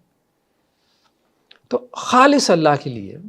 دین کو کبھی ذریعہ نہ بنائے، یا دین اس کا ذریعہ نہ بنے دنیا حاصل کرنے کے لیے. دنیا صرف روپے پیسے کا نام نہیں ہے، دنیا اقتدار اور اختیار کا بھی نام ہے، دنیا پاور اور اتھارٹی کا بھی نام ہے، دنیا چودراہٹ اور سرداری کا بھی نام ہے، دنیا فیم اور فیمس ہونے کا بھی نام ہے، شہرت کا بھی نام ہے. یہ سب اگر مل رہا ہے تو ڈرتے رہنا چاہیے انسان کو. کہیں دین کے بدلے میں مجھے دنیا تو نہیں مل رہی. اور اگر انسان اس کے لیے کوشش بھی کر رہا ہے کہ مجھے جو ہے وہ کوئی عہدہ مل جائے، جماعتی عہدہ مل جائے، میں کوئی جماعت کھڑی کر لوں، اگر اس کے لیے کوشش بھی کر رہا ہے تو پھر تو اور زیادہ جو ہے وہ فتنے کے اندر ہے، اور زیادہ آزمائش میں ہے، کھلے فتنے میں وہ مبتلا ہے. نیکسٹ سورہ اعراف، یہ بھی مکی صورت ہے اور اس کے مضامین بھی وہی ہیں، توحید، رسالت اور آخرت. اور سورہ اعراف کے شروع میں آخرت کے حوالے سے کہا گیا کہ والوزن یومئذ الحق، کہ قیامت والے دن جو وزن ہے یعنی میزان لگایا جائے گا نا، بیلنس ترازو، ایک طرف نیکیاں ہوں گی، ایک طرف جو ہے وہ انسان کی بدیاں ہوں گی، نیکیوں والا پڑا بھاری ہو گیا تو انسان جنت میں چلا جائے گا، بدیوں والا پلڑا بھاری ہو گیا تو جہنم میں چلا جائے گا۔ تو کہا گیا کہ اس دن وزن کس میں ہوگا؟ حق میں ہوگا، حق میں۔ فمن ثقلت موازینہ فاولئک هم المفلحون، جس کے نیکی والے پلڑے بھاری ہو گئے تو وہ فلاح پانے والا ہے، سکسیسفل ہے، اور جس کے نیکی والے پلڑے ہلکے ہو گئے تو وہ لوگ خسارے میں، وہ گھاٹے میں ہے، اس کا نقصان ہے، اس کا خسارہ ہے، وہ ناکام انسان ہے۔ یہاں لوگوں کے ہاں ناکامی کے تصورات بالکل ہو رہے ہیں۔ قرآن کسے ناکام کہتا ہے؟ جو آخرت میں ناکام ہوا، آخرت کی، اور کامیاب کسے کہتا ہے قرآن؟ جو آخرت میں کامیاب ہوا۔ اللہ کے رسول صلی اللہ علیہ وسلم کی ایک بہت پیاری حدیث ہے اسی حوالے سے کہ وزن جو ہے نا قیامت والے دن انسان کی نیکی میں، تو اس لیے کسی کی نیکی کو حقیر نہیں سمجھنا چاہیے۔ بظاہر آپ بہت زیادہ عمل کر رہے ہیں، بعض اوقات ہوتا ہے کہ بہت زیادہ عمل ہے، جیسے صحیح بخاری کی ایک روایت ہے کہ ایک بندہ جو ہے وہ سخی ہے، ایک بندہ مجاہد ہے، ایک بندہ قاری قرآن ہے، قیامت والے دن وہ صرف اس وجہ سے کہ اس نے وہ عمل شو آف کے لیے، ریاکاری کے لیے کیا ہوگا، جہاد، سخاوت، اللہ کے راستے میں خرچ اور تلاوت قرآن، لوگوں کو قرآن پڑھانا، وہ شو آف کے لیے کیا ہوگا تو وہ جہنم میں چلا جائے گا۔ اور بعض اوقات ایک انسان ایک چھوٹا سا عمل جو ہے وہ اللہ کے لیے کیا ہوگا، خالص اللہ کی رضا کے لیے، اس عمل کی بظاہر لوگوں کے نزدیک کوئی وقت بھی نہیں ہوگی، خود اس کے نزدیک بھی وقت نہیں ہوگی، اور وہ جنت میں جانے کا سبب بن جائے گا۔ تو کسی کا تھوڑا عمل دیکھ کے اس کو حقیر نہیں سمجھنا چاہیے، اور کسی کا بہت زیادہ عمل دیکھ کے یہ نہیں جاننا چاہیے کہ جی اب یہ بس جنتی ہو گیا۔ قیامت والے دن بہت بڑے بڑے برج الٹ جائیں گے، صحیح بات یہی ہے۔ جن کو لوگ دنیا میں جنتی سمجھتے ہیں ہو سکتا ہے وہ جہنم کے کسی کونے میں پڑے ہوں، اور جن کو لوگ دنیا میں جہنمی سمجھتے ہیں ہو سکتا ہے وہ جنت کے کسی درجے میں ہوں۔ قیامت والے دن جا کے بالکل ایک جس طرح سے ہماری پرسیپشن ہوتی ہے نا، ہمارے ہاں لوگوں نے جس طرح سے سوچا ہوتا ہے، بلکہ درجات بھی طے کیے ہوتے ہیں کہ شاید یہ جنت کے فلاں درجے میں ہوگا، اور وہ فلاں مسلک سے ہے تو جہنم کے فلاں جو ہے وہ گڑھے میں ہوگا۔ بالکل معاملات الٹ جانے ہیں۔ یہ سوچ جب انسان کو دل سے آتی ہے پھر وہ اللہ سے ڈر محسوس کرتا ہے، دوسروں کے حوالے سے بھی اور اپنے بھی حوالے سے، ورنہ تو وہ مطمئن رہتا ہے۔ یہی صورتحال رہتی ہے کہ جیسے شیطان نے مزین کر دیا بس۔ تو اللہ کے رسول صلی اللہ علیہ وسلم کی حدیث ہے، یہ بھی صحیح بخاری کی روایت ہے کہ قیامت والے دن ایک بندہ اللہ کے سامنے پیش ہوگا تو اللہ تعالیٰ فرشتوں سے کہیں گے کہ اس کا اعمال نامہ لے کے حاضر ہو، تو اس کے گناہ 99 دفاتر اور ایک دفتر، ایک رجسٹر تا حد نگاہ، یعنی زمین و آسمان جہاں سامنے آپس میں ملتے نظر آتے ہیں، اتنے بڑے اس کے رجسٹر، اور اس میں اس کے گناہ لکھے ہوں گے، وہ بھی 99 رجسٹر۔ اللہ تعالیٰ کہیں گے اے میرے بندے تیرے ہیں؟ وہ کہیں گے یا اللہ میرے ہیں۔ اچھا کوئی نیکی بھی کی ہے؟ یا اللہ مجھے یاد نہیں ہے۔ اللہ تعالیٰ کہیں گے ہاں ہمیں تو یاد ہے، تیری ایک نیکی ہمارے پاس ہے۔ تو وہ یہ کہے گا یا اللہ اب ایک نیکی اتنے گناہ اس کے مقابلے میں کیا کام آئے گی؟ اللہ تعالیٰ کہیں گے تیرے ساتھ ناانصافی نہیں ہوگی۔ اللہ تعالیٰ کاغذ کا ایک ٹکڑا نکالیں گے اور ترازو کے ایک پلڑے میں اس کی وہ نیکی اور دوسری طرف 99 رجسٹر، اور گناہوں والے پلڑا 99 رجسٹر، اتنے بڑے رجسٹر کے تا حد نگاہ پھیلے ہوئے وہ ہوا میں اڑنا شروع ہو جائیں گے۔ وہ کاغذ کا ایک ٹکڑا جس پہ ایک نیکی لکھی ہوگی وہ بھاری ہو جائے گا۔ والوزن یومئذ الحق، وہ نیکی اصل میں حق نیکی ہوگی، اخلاص سے کی ہوئی نیکی۔ وہ کیا ہوگا؟ حدیث میں الفاظ ہے کلمۃ الاخلاص، کچھ بھی نہیں، بظاہر کچھ بھی نہیں، حقیقت میں اتنی بڑی نیکی کلمۃ الاخلاص۔ کون سے کلمات؟ اشہد اللہ الہ الا اللہ وحدہ لا شریک لہ واشہد ان محمدا عبدہ ورسولہ۔ یہ کلمہ اس نے سنسیریٹی، اخلاص کے ساتھ پڑھا، اتنا وزن پڑ گیا ہے۔ کبھی جیسے آپ دیکھیں، مثال سے سمجھیں، اپنے گھر کی چھت پہ آپ کھڑے ہیں، آپ کی ستاروں کی طرف آپ کی نظر اٹھتی ہے، آپ دیکھتے ہیں وہ اتنی بڑی کائنات، یا اللہ آپ بہت بڑے ہیں، بہت بڑے ہیں، اور ایسے میں آپ کے زبان سے اللہ اکبر کے لفظ نکلتے ہیں، وہ ایک خاص کیفیت میں نکلی ہوئی الفاظ، اللہ کے ہاں جو وہ وزن رکھتے ہیں، ٹھیک ہے؟ تو کیفیت کے ساتھ کی ہوئی نیکی اللہ کے ہاں اس کی بڑا وزن ہے، بہت وزن ہے، یہ مراد ہے۔ نیکسٹ آیات میں قصہ آدم و ابلیس کا تذکرہ ہے۔ ہم نے کہا تھا کہ اس کا ذکر قرآن میں کوئی 7 مقامات پہ آیا۔ اب جب اللہ تعالیٰ نے ابلیس کو جو ہے وہ اپنے دربار سے نکال دیا کہ اس نے آدم علیہ السلام کو سجدہ نہیں کیا، تو اس پہ اس نے کہا کہ میں یا اللہ ابن آدم کو گمراہ کروں گا، لاقعدن لہم صراطک المستقیم، سیدھے رستے پہ میں بیٹھ جاؤں گا گھات لگا کے، جیسے کوئی قاتل بیٹھ جاتا ہے نا چھپ کے، یہاں سے اس بندے نے گزرنا ہے اور میں نے اس کو مارنا ہے، تو اسی طرح میں اس کا ایمان، یعنی اس کی ایمانی موت کے لیے، اس کا ایمان مارنے کے لیے میں اس کے راستے میں بیٹھوں گا۔ ثم لآتینہم من بین ایدیہم ومن خلفہم وعن ایمانہم وعن شمائلہم، اس کے دائیں سے، اس کے بائیں سے، اس کے آگے سے، پیچھے سے، ہر طرف سے آؤں گا۔ ولا تجد اکثرہم شاکرین، یا اللہ اکثر تیرے بندے تیرا شکر نہیں کریں گے، میں ان کو اپنے پیچھے لگا لوں گا۔ اب دیکھیں اکثر شکر نہیں کرتے، اکثر کو شکوہ شکایت ہی ہے۔ یہ شکوہ شکایت کیوں ہے؟ شیطان آ کے وسوسے ڈال رہا ہے دائیں سے، بائیں سے، اوپر سے، نیچے سے۔ حل کیا ہے؟ شیطان سے اللہ کی پناہ مانگیں۔ جب کوئی کتا جو ہے وہ آپ کو پریشان کر رہا ہو تو آپ کتے سے لڑنا شروع کر دیں تو آپ اس کو پورا نہیں پڑھ سکتے، ہاں آپ کتے کے مالک کو آواز دیتے ہیں کہ یار اس کو باندھ کے رکھو، تو وہ جو کتا ہے شیطان لعین، اس کے مالک کو آواز دیں کہ یا اللہ آپ مجھے اس سے محفوظ رکھیں۔ تو اللہ کے رسول صلی اللہ علیہ وسلم کی دعائیں ہمیں ملتی ہیں، بہت خوبصورت دعائیں۔ اللہم انی اسألک العفو والعافیۃ فی الدنیا والآخرہ، اللہم انی اسألک العفو والعافیۃ فی دینی و دنیای و اہلی و مالی، یا اللہ دنیا اور آخرت کی عافیت نصیب فرما، یا اللہ میرے مال میں، میرے آل اولاد میں عافیت نصیب فرما، یا اللہ معاف بھی فرما۔ اللہم استر عوراتی وآمن رواتی، یا اللہ میرے عیب چھپا لے، میرے اندر کی جو گھبراہٹیں ہیں ان کو دور کر دے۔ اللہم احفظنی من بین ایدی ومن خلفی ومن یمینی ومن شمالی ومن فوقی واعوذ بعظمتک ان اغتال من تحتی، یا اللہ میرے آگے سے، پیچھے سے، اوپر سے، نیچے سے، دائیں سے، بائیں سے، ہر طرف سے میری حفاظت فرما، ہر طرف سے میری حفاظت فرما۔ یہ وہی بات ہے، آپ وسلم کے معمولات میں تھیں ایسی دعائیں۔ تو خیر بہرحال اللہ تعالیٰ نے تو اس لائن کو نکال دیا اپنے دربار سے جب اس نے ایسی باتیں کی، اور ساتھ میں کیا کہا کہ جس نے تیری پیروی کی، اے شیطان، ابن آدم میں سے، آدم کی اولاد میں سے جس نے تیری پیروی کی، میں تم سب سے جہنم کو بھر دوں گا۔ نیکسٹ آیات میں اب یہ بات بتائی گئی ہے اللہ کی طرف سے ابن آدم کو، ہم لوگوں کو بتائی گئی ہے کہ دیکھو تمہارے باپ آدم کو ابلیس نے سجدہ نہیں کیا، اب اس کو اللہ تعالیٰ نے اپنے دربار سے نکال دیا، اس کو اس کے اوپر جو ہے وہ سبکی محسوس ہوئی، اسے لگا کہ اس کی تحقیر اور تذلیل ہوئی ہے۔ اب اس نے کہا کہ میں نے ابن آدم سے بدلہ لینا ہے۔ تو بدلہ کیسے لینا ہے؟ ہمارے ہاں کیا ہوتا ہے، جب کسی کو بدلہ لینا ہو نا، برے طریقے سے کسی کو ذلیل کرنا ہو نا، اپنے دشمن کو، تو اس کو ننگا کر دیا جاتا ہے، اس کے کپڑے اتار دیے جاتے ہیں۔ آج کل ہمارے یہاں بھی سوشل میڈیا پہ دیکھیں گے کیا کرتے ہیں جی، ننگا کر کے مارتے ہیں۔ تو یہاں پہ بھی شیطان نے یہی کام کیا، اس نے کیا کام کیا، اس نے کہا کہ آدم اور حوا کی وجہ سے مجھے جو ہے وہ اللہ کے دربار سے نکلنا پڑا، تو میں ان کے کپڑے اتروا دوں گا، کوئی ان سے ایسے جو ہے ایسا کام کرواؤں گا کہ ان کے کپڑے اتر جائیں۔ تو آدم اور حوا کے ساتھ اس نے یہ کام کرنے کی کوشش کی، اور مسلمانوں کو یہ بتایا جا رہا ہے کہ تمہارے ساتھ بھی وہ یہ کام کرنے کی کوشش کرے گا۔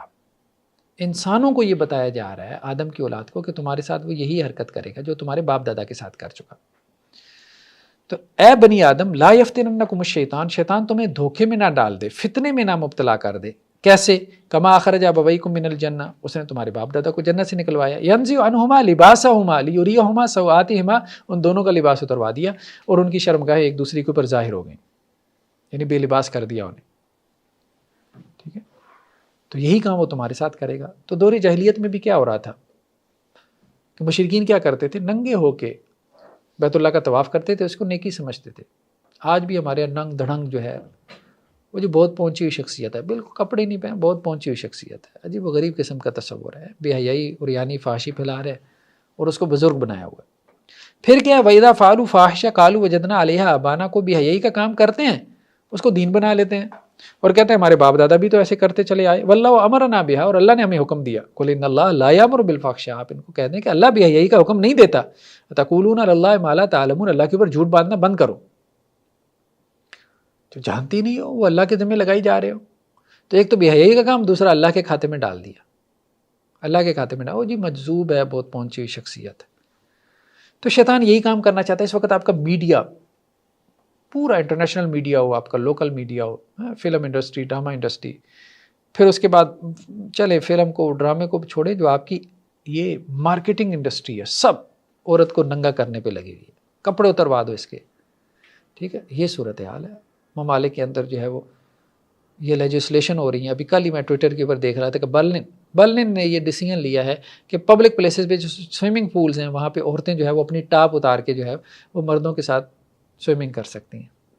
ٹھیک ہے، یہ صورتحال ہے، یہ ان کا رائٹ ہے، ننگا کر دو بس. وہ شیطان اس کے اوپر خوش ہے کہ دیکھو میں نے ان کے کپڑے اتروا دیے، یہ میرے دشمن تھے، میں نے ان کے کپڑے اتروا دیے، ننگا کر دیا ان کو، میں نے الف ننگا کر دیا. اور وہ ابن آدم کیا سمجھ رہا ہے، مجھے میرے حقوق مل رہے ہیں. یہ صورتحال ہے. تو شیطانی ایجنڈا کیا ہے؟ شیطانی ایجنڈا ہے ابن آدم کو رسوا کرنا. اور وہ شیطانی ایجنڈا کس طرح سے وہ پورا کرنا چاہتا ہے؟ کپڑے اتروا کے. اور پوری ہمارے یہاں میڈیا انڈسٹری اسی بات پہ لگی ہوئی ہے. یہ صورتحال ہے اور ابن آدم کو کوئی سمجھ ہی نہیں آ رہی. نیکسٹ آیات میں یہ بات کہی جا رہی ہے کہ دیکھو اللہ تعالیٰ کی جو نعمتیں ہیں، جو اللہ کی آسائشیں ہیں، ان کا استعمال حرام نہیں ہے. اللہ نے جو نعمتیں دی ہیں ان کو استعمال کرو، رہبانیت نہیں ہے اس دین میں. وَقُلْ مَنْ حَرَّمَ زِينَةَ اللَّهِ الَّتِي أَخْرَجَ لِعِبَادِهِ وَالطَّيِّبَاتِ مِنَ الرِّزْقِ. پاکیزہ چیزیں، اچھا کھانا ہے کھاؤ. یہ کہنا جی میں تو گوشت نہیں کھاؤں گا، نہیں، یہ بات درست نہیں ہے.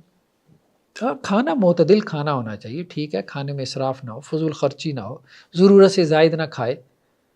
جیسا کہ آپ صلی اللہ علیہ وسلم نے کہا کہ کافر جو 7 آنتوں سے کھاتا ہے، مومن 1 آنت سے کھاتا ہے. لیکن یہ تو نہیں کہ جو میسر ہے میں نے وہ بھی نہیں کھانا، اور جو میسر ہے میں نے وہ بھی نہیں پہننا. چلیں جی میں تو استری والے کپڑے نہیں پہنتا ہے، میں تو سادھوؤں کی طرح رہوں گا. نہیں، ایسے نہیں. اللہ نے اگر پہننے کو دیا ہے تو پہنے اور اس پہ اللہ کا شکر ادا کرے، اور اللہ نے اگر کھانے کو دیا ہے تو کھائے اور اس پہ اللہ کا شکر ادا کرے. تو شکر کے راستے سے بھی اللہ کا قرب حاصل کر سکتا ہے. سلیمان علیہ السلام دیکھیں، اللہ نے ان کو نعمتیں دی، انہوں نے استعمال کی. شیشے کا محل، اور وہ شیشہ بھی اتنا صاف شفاف کہ نیچے پانی بہہ رہا ہے، اور ایک اور ملکہ ہے، وہ بھی ملکہ ہے، اس کو بھی پہچان نہیں ہوئی کہ اتنا صاف شفاف شیشہ ہے جس کے نیچے پانی بہہ رہا ہے، اور اس نے اپنے جو ہے وہ شلوار ٹخنوں سے اوپر کر لی، حالانکہ وہ شیشہ تھا. یہ نعمتیں استعمال کر رہے تھے، محلات کے اندر رہ رہے تھے. حضرت سلیمان علیہ السلام بادشاہ تھے، اپنے زمانے کے کنگ تھے، لیکن اللہ کے قریب تھے. وہ نعمتیں انہیں اللہ سے دور نہیں لے گئیں. تو نعمت اصل نہیں ہے. اصل چیز کیا ہے کہ اس نعمت کے اوپر جو ہے وہ اللہ کا شکر ادا کرے تو وہ نعمت آپ کو اللہ کے قریب لے جائے گی. اس آسائش پہ اللہ کا شکر ادا کرے تو وہ اللہ کے قریب لے جائے گی. ہاں، آسائشوں کی بھرمار ہے، اللہ کا شکر ادا نہیں کر رہا تو وہ پکڑ کا باعث ہے. اصل بات یہ ہے کہ رویہ جو ہے نا وہ ٹھیک کرنا ہے، نعمتوں سے نہیں چڑھنا. تو یہی کہا گیا کہ اللہ نے یہ زینت، یہ نعمتیں، یہ آسائشیں اللہ نے رکھی ہیں، تو کس نے اس کو حرام کیا؟ حرام کچھ بھی نہیں ہے. ہاں، اگر وہ تمہیں اللہ سے غافل کر رہی ہیں، وہ نعمتیں، وہ آسائشیں اللہ سے دور کر رہی ہیں، تو پھر ظاہری بات ہے پھر تو وہ ایک آزمائش ہے، پھر تو ایک فتنے میں تم پڑی ہوئی ہو. ہاں، اگر تم ان پہ اللہ کا شکر ادا کر رہے ہو اور زیادہ اللہ کے قریب ہو رہے ہو، جیسا کہ کم ہوتا ہے، کم ہی لوگ اللہ کا شکر ادا کرتے ہیں، یہ بات ٹھیک ہے. نیکسٹ آیات میں یہ بات کہی جا رہی ہے کہ دنیا میں بعض اوقات اہل علم کے 2 گروہ، بعض اوقات 2 علماء، وہ اللہ کے ساتھ مخلص ہوتے ہیں، اللہ کے دین کے ساتھ مخلص ہوتے ہیں، لیکن ان کے دلوں میں کوئی میل آ جاتا ہے، اس کی وجہ سے جنگ و جدال بھی ہو گیا. اور پھر یہ پوری تاریخ میں، تاریخ انسانی میں ہم دیکھتے ہیں کہ بعض اوقات جو ہے کہ بعد میں آنے والے علماء، دونوں طرف کے جو علماء ہوتے ہیں ان کو اپریشیٹ کر رہے ہوتے ہیں، لیکن ان کا آپس کا تعلق ایسا بن گیا، ایسی کوئی غلط فہمی پیدا ہو گئی کہ وہ ایک دوسرے کے بارے میں انہوں نے کچھ ایسے کمنٹس پاس کر دیے، ایک دوسرے پہ ایسا تبصرہ کر دیا کہ جو بعد والوں کو بھی پسند نہیں آیا. اور لوگوں نے کہا کہ اوورآل مجموعی طور پہ ان دونوں کی بڑی خدمات ہیں دین کے لیے، بس ایک دوسرے کے بارے میں جو انہوں نے کہہ دیا وہ ٹھیک نہیں ہے. جیسے امام مالک علیہ رحمہ نے ابن اسحاق جو کہ سیرت کے امام ہیں ان کے بارے میں فتویٰ دے دیا کہ یہ دجال ہے. تو علماء نے، بعد والے علماء نے بھی اس کو قبول نہیں کیا. تو یہ میل آ جاتا ہے کسی وجہ سے. علماء میں خاص طور پہ معاصرت ہوتی ہے، یعنی کنٹمپریری جو آپس میں علماء ہوتے ہیں وہ ایک دوسرے پہ ایسے کمنٹ کر جاتے ہیں، بڑی آسانی سے کر جاتے ہیں، تو ان کو نہیں ایکسیپٹ نہیں کیا جاتا، بعد والے اس کو ایکسیپٹ نہیں کرتے، میل بھی آ جاتا ہے. امام بخاری علیہ رحمہ اتنے بڑے محدث تھے، تو ان کے ساتھ جو ہوا نیشا پور کے اندر، وہ واقعہ کبھی آپ تاریخی کتابوں سے نکال کے دیکھیں، اور خود محدثین، بعض محدثین نے کیا ان کے ساتھ برا سلوک کیا، اور وہ بھی اپنے وقت کے بڑے محدث تھے. سوائے امام مسلم کے میجورٹی جو ہے وہ امام بخاری کے ساتھ کھڑی نہیں ہوئی، اور ان کے بارے میں غلط موقف جو ہے وہ عام کیا گیا، اور ان کو جس طرح سے وہ وہاں سے پھر نکلے ہیں، بہت بڑی آزمائش تھی جس میں وہ مبتلا ہوئی ہے، اور پھر بہت پین کے اندر وہ دنیا سے گئے، بڑی تکلیف اٹھا کے وہ دنیا سے گئے. امام بخاری جیسے محدث، اسی طرح سے اور بھی لوگوں کو آزمایا گیا، اور خود ودن علماء کی طرف سے امام ابن حزم علیہ رحمہ ان کا مکتبہ جلا دیا مالکی علماء نے. اختلافات ہو جاتے ہیں، لیکن بعض اوقات دنیا میں ایسا ہو جاتا ہے، میل کچیل آ جاتا ہے. تو اللہ تعالیٰ کہہ رہے ہیں کہ مجموعی طور پہ چونکہ جن کی نیکیوں کا پلڑا بھاری ہوگا انہوں نے جنت میں جانا ہے، تو ان کے دلوں میں اگر کوئی میل کچیل دنیا میں آ گیا تھا تو وہ اللہ تعالیٰ میل کچیل نکال کے ان کو جنت میں داخل کریں گے. لیکن وہ بندہ دین کے ساتھ مخلص ہونا چاہیے، دین کے ساتھ مخلص ہو، اللہ اور اس کے رسول صلی اللہ علیہ وسلم کے ساتھ مخلص ہو، اور دین سے کھانے والا نہ ہو. کم از کم دین سے جس نے کھایا نا اس کا اخلاص مشتبہ ہو جاتا ہے. دین سے کھانے سے مراد کیا ہے؟ مطلب یہ ہے کہ ضرورت سے زائد استعمال کیا. اس کے ارد گرد کے لوگ وہ تبصرہ کرتے ہیں، کمنٹ کرتے ہیں یہ بندہ دین سے کھانے والا ہے، چاہے وہ کسی بھی مسلک سے ہو. ارد گرد کے لوگ جن کے مشاہدے میں آپ رہتے ہیں، آپ کہتے ہیں یار اس بندے نے دین سے کھایا نہیں ہے، اس کے بارے میں بہت حد تک گمان ہے کہ اللہ تعالیٰ اس کو معاف کریں گے. تو ایسے علماء آپ کو ہر طبقے میں جو ہے وہ مل جاتے ہیں، ہر مسلک کے اندر مل جاتے ہیں. بہت بڑی بات ہے کہ آپ کے پاس اپرچونٹی ہو دنیا بنانے کی، لیکن آپ نہیں بنا رہے، تو بھائی اللہ کا ڈر ہے، خشیت ہے، بہت پازیٹیو پوائنٹ ہے یہ. اور دوسری طرف ایک بندے نے بہت ٹھاٹ باٹ بنایا ہے، محلات جیسا گھر بنایا ہے، 4-5 کروڑ کی گاڑی رکھی ہے، آگے پیچھے جو ہے وہ 10-12 افراد ہوتے ہیں، یہ سب دین سے بنا ہے. کوئی اپنا کوئی کاروبار تو ہے کوئی نہیں جو جدی پشتی چلا آ رہا ہو. ایک صاحب نے دوسرے پوچھا بھائی کیا کرنا ہے؟ بس چھوٹا موٹا کاروبار ہے. کس چیز کا کاروبار؟ بس مدرسہ ہے. بس یہ صورتحال ہمارے یہاں ہے. نہیں، یہ نہیں. تو کہنے کا مقصد یہ ہے کہ یہ جو میل کچیل آ جاتی ہے دو لوگوں میں، اگر وہ دونوں مخلص ہیں، دین کے ساتھ مخلص ہیں، اور انہوں نے دین کو دنیا نہیں بنایا، دین سے کچھ کھایا نہیں ہے، بے جا کھایا نہیں ہے، تو پھر قیامت والے دن اللہ تعالیٰ ان کے دلوں سے میل کچیل نکال کے ان کو بھائی بھائی بنا کے جنت میں داخل کر دیں گے. ہاں اس بندے کا معاملہ ڈیفرنٹ ہے، وہ اللہ بہتر جانتا ہے کہ جس نے دین کو جو ہے وہ دنیا بنا لیا، دین سے اس نے کھایا ہے. وہ دنیا میں لوگ اس کے حوالے سے مطمئن نہیں ہوتے. نیکسٹ آیات میں اللہ سبحانہ و تعالیٰ دعا کی کچھ آداب ان کا تذکرہ کر رہے ہیں. ہمارے ادعوا ربکم تضرعا وخفیا، اپنے رب کو پکارو گڑ گڑاتی ہوئی اور چپکے چپکے، خاموشی سے اللہ کو پکارو. دعا میں آوازاری کرنا، اونچی اونچی چیخیں مارنا یہ پسندیدہ نہیں ہے، خاص طور پہ پبلک میں جب آپ ہوں. ہمارے ہاں بھی اس قسم کی ایک بدعت ہی کہنا چاہیے، اور کیا کہیں، اب اس کو ایک نیا رواج کہہ لیں، چلیں بدعت کا لفظ سخت ہو جاتا ہے. تو دیکھیں مجمع کے اندر اس قسم کی جو ہے وہ چیخ و پکار، ٹھیک ہے، اس قسم کا تکلف، اس قسم کے آنسو، یہ پانی کی ایک بوند ہے، بس اس سے زیادہ کچھ نہیں ہے. اصل رونا تو تنہائی کا رونا ہے جو کسی کے علم میں نہیں. یہ بھی نہیں کہ تنہائی میں رو کے پھر بعد میں جو ہے وہ ممبر پہ کھڑا ہو کے بتاتا پھرے کہ جی رات تو میں بڑا گڑ گڑاتا رہا ہوں، بڑا روتا رہا ہوں. یہ نہیں، بس وہ رونا جو آپ کو اور صرف آپ کے رب کے علم میں ہے، وہ رونا اصل میں حقیقت کا رونا ہے جو آپ کے بیوی بچوں کو بھی نہیں پتہ.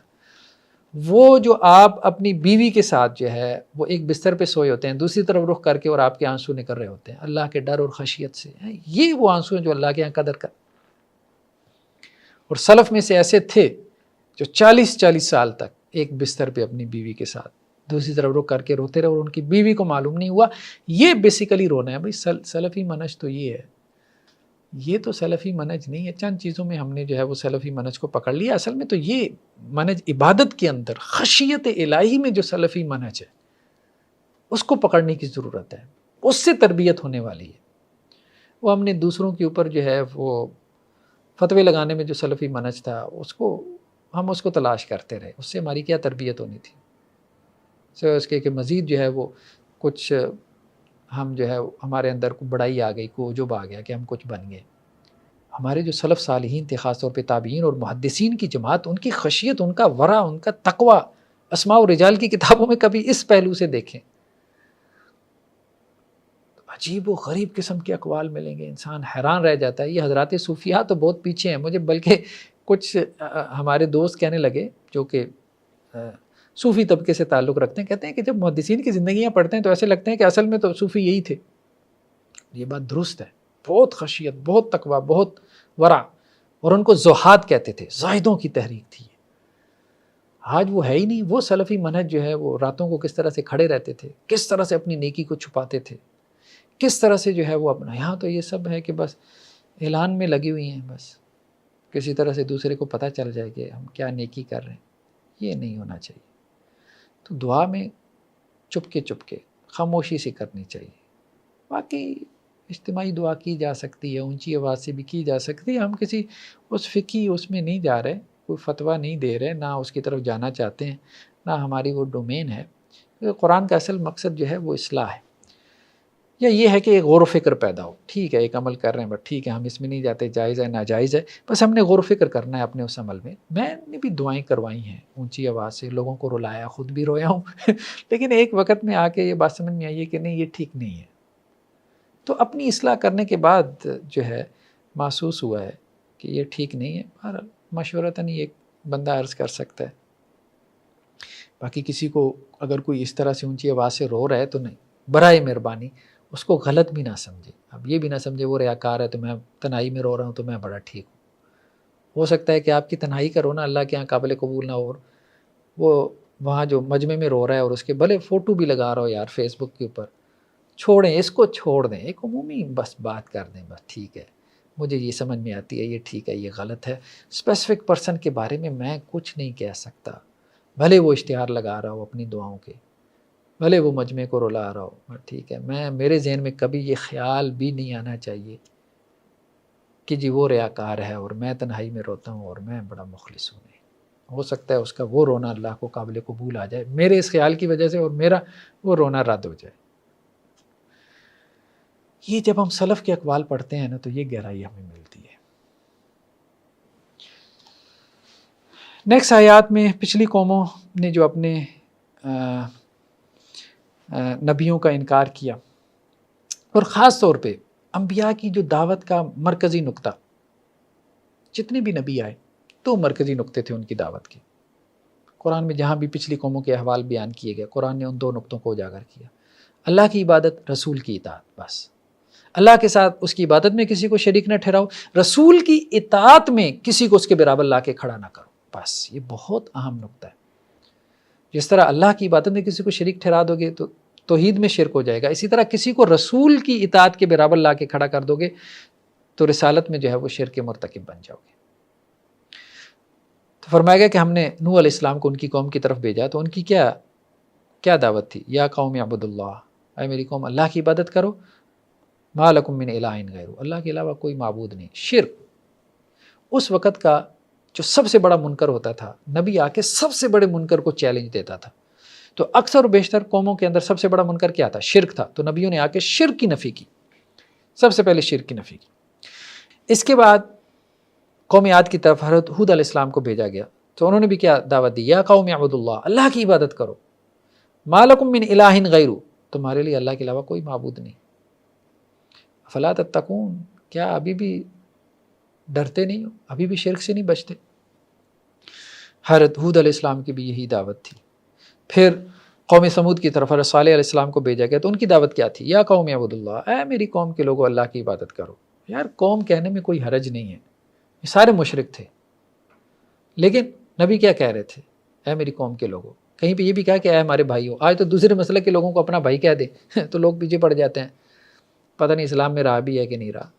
دعوت دینے کے اسلوب ہوتے ہیں، لوگوں کو قریب کیا جاتا ہے، ایسی زبان ایسے الفاظ کا چناؤ اور انتخاب کیا جاتا ہے کہ لوگ اس دعوت کو ایکسیپٹ کریں. یہ نہیں کہ جی لٹھ مارنے والا انداز ہو، ٹھیک ہے، تو لوگ جو ہے وہ متنفر ہو کے مزید 2 کلومیٹر دور چلے جائیں آپ کی سوچ سے، آپ کی فکر سے. تو حضرت صالح علیہ السلام نے بھی جو ہے وہ اپنی قوم کو یعنی قوم سمود کو یہی دعوت دی کہ اللہ کے علاوہ کوئی معبود نہیں. تو اکثر و بیشتر نبی جو ہے وہ اپنی قوموں کو جو دعوت دیتے تھے توحید کی دعوت دیتے تھے، صرف ایک اللہ کی عبادت. تو دعوت میں سب سے بڑا فوکس وہ توحید ہونا چاہیے. پھر توحید کے بعد معاشرے میں جو اور منکرات ہیں وہ آپ کی دعوت میں فوکس ہونا چاہیے. توحید کے بعد سب سے بڑا منکر کون سا ہے؟ آج جیسے سود ہے، بہت بڑا منکر ہے، پھیل گیا، ٹھیک ہے، بینکنگ سسٹم کی وجہ سے. پھر بے حیائی بہت بڑا منکر ہے جو ہمیں نظر آتا ہے. تو یہ سارے منکرات ہیں شرک کے علاوہ جن کی نفی کر. پھر ظلم ہر طرف آپ کو ظلم نظر آ رہا ہے، بہت بڑا منکر ہے. جیسے ہم دیکھتے ہیں حضرت لوط علیہ السلام نے جب ان کو اللہ تعالیٰ نے بھیجا سدوم اور عبورہ کی بستیوں کی طرف جو ڈیڈ سی کے کنارے تھیں، 1 لاکھ کے قریب ان کی آبادی ہوگی. تو حضرت لوط علیہ السلام کس پہ تنقید کی، کیا دعوت دی؟ یہ ہومو سیکشولیٹی، اغلام بازی جسے کہتے ہیں، مرد کے ساتھ اپنے جنسی خواہش کو پورا کرتا ہے، اس سے روکا حضرت لوط علیہ السلام نے۔ وہ پبلک پلیسز پہ یہ کام کرتے تھے، جیسے آج ویسٹ میں بھی یہ بہت عام ہو گیا، بلکہ انہوں نے اس کو لیگلائز بھی کر دیا، مرد مرد سے شادی کر سکتا ہے بعض اسٹیٹس نے۔ تو حضرت لوط علیہ السلام نے اپنی قوم سے کہا اتأتون الفاحش ما سبقکم بها من احد من العالمین، ایسی بھی یہی کا کام کرتے جو تم سے پہلے کسی قوم نے نہیں کیا۔ انکم لتأتون الرجال شہوۃ من دون النساء، اپنی بیویوں کو چھوڑ کے مردوں کے پاس آتے ہو شہوت پوری کرنے کے لیے، بل انتم قوم مسرفون، بہت ہی جو ہے وہ حد سے نکل جانے والی قوم ہو۔ بڑے منکرات کا رد کرنا یہ نبیوں کی دعوت کا مرکز تھا، اور صرف شرک کا رد نہیں کیا انہوں نے، کوئی اور بھی حیائی کام ایسا پھیلا ہے تو نبیوں نے اس کو فوکس کیا، صبح و شام بس اس سے روکا ہے۔ تو ہم نے بھی منکرات کو فوکس کرنا ہے، نبیوں کی سنت یہی ہے، منکرات کو فوکس کرنا ہے، معاشرے کے منکرات کو لسٹ ڈاؤن کریں، شرک ہے، سود ہے، بے حیائی ہے، اس کے علاوہ لسٹ ڈاؤن کریں، کرپشن ہے، رشوت کتنی زیادہ لی جاتی ہے ہمارے یہاں، اس کو فوکس کریں، اور سب سے زیادہ اس کے اوپر بولیں۔ قرآن کیا ہے؟ قرآن سارا دعوتی کا تو بیان ہے، مکہ قرآن سارا کیا ہے؟ دعوت کیسے دینی ہے، ٹھیک ہے، اور مدنی قرآن سارا جہاد سے بھرا پڑا ہے۔ تو ابھی آپ دعوت کے مراحل میں دعوت کیسے دینی ہے قرآن سے ہم سیکھ لیں، قرآن سے سیکھ لیں، قرآن سے بہتر کیا کتاب ہو سکتی ہے؟ تو منکرات کو فوکس کریں، اپنی دعوت میں منکرات کو فوکس کریں۔ 100 نیکیاں کرنے سے بہتر ہے کہ ایک منکر چھوڑ دیں۔ 100 نیکیاں کرنے سے آپ کی پرسنالٹی کو وہ فائدہ نہیں ہوگا جو ایک برائی، ایک گناہ چھوڑنے سے ہوگا، یہ بات بالکل درست ہے۔ ایک منکر سوسائٹی سے آپ ختم کر دیں، ایک منکر ختم کر دیں، سوسائٹی جتنا زیادہ اللہ کے قریب ہوگی، جتنا زیادہ انصاف کے اوپر کھڑی ہوگی، 1000 نیکیوں پہ اس کو ڈال دیں نہیں ہوگی۔ منکر بیسیکلی کیا ہے؟ نجاست ہے، گندگی ہے، غلاظت ہے، ٹھیک ہے، مطلب دودھ کی جو ہے وہ ایک بالٹی کے اندر ایک قطرہ آپ گندگی کا، نجاست کا ڈال دیں، سارے دودھ کو خراب کر دے گا۔ تو منکرات کو فوکس کرنا یہ نبیوں کی دعوت کا مرکز رہا ہے، اور منکرات کو پہلے لسٹ ڈاؤن کریں، جو معاشرے میں پھیلی ہوئی منکرات ہیں، پھر ان کو اپنی دعوت میں ان کے خلاف کام کریں۔ یہ دعوت کا نبوی منہج ہے، اور چھوٹی چھوٹی چیزوں پہ بھی کبھی کبھار تبصرہ کر لیں، کوئی حرج نہیں ہے، لیکن اپنی زندگی کا مقصد ان کو نہ بنائیں، اپنی دعوت کا مقصد نہ بنائیں۔ جزاکم اللہ خیرہ۔ یہ ہمارا 8واں پارہ تھا، تو نیکسٹ ہم انشاءاللہ پھر 9ویں پارے کے ساتھ ملتے ہیں۔ اس وقت تک کے لیے اللہ حافظ، السلام علیکم ورحمۃ اللہ وبرکاتہ۔